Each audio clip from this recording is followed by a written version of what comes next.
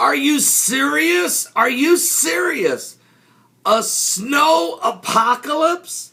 What? That's exactly what the headline is. Snow apocalypse in Russia.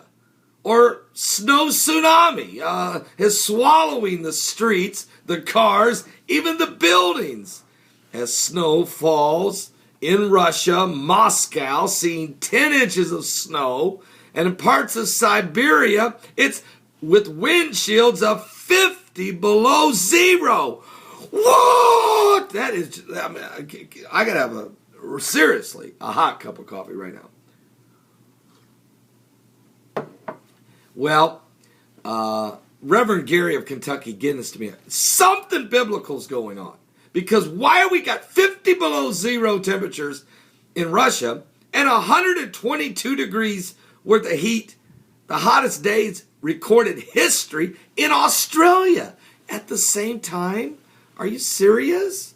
Well, unrelenting snowfalls have caused unprecedented chaos in Russia over the past week as the country has seen scores of traffic accidents, flight delays, and in some cases, the complete isolation of some remote settlements and towns.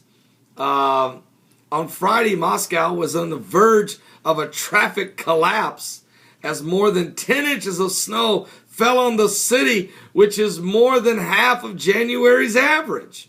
Thousands of passengers were stranded overnight in the capital's major airports as several dozen flights were delayed. People are scurrying. People are looking for ways that they can get out of the situation.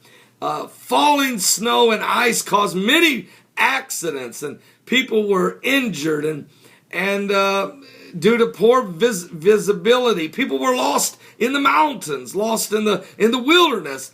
But it was certainly conditions unprecedented. They have not seen conditions like this since 1938, when Adolf Hitler was in the situation back in Germany when he was trying to rise to power. I was even on the phone this morning with my son, who's a sergeant in the United States Army stationed in Germany, who called me and said, "Dad, it is freezing here.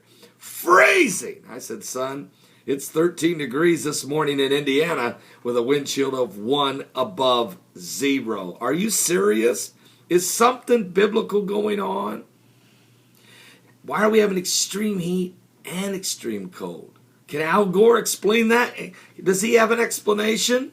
Does anybody understand that something biblical is going on with the signs of the second coming of Christ? Give your life to Jesus Christ. Call upon the name of the Lord that you shall be saved.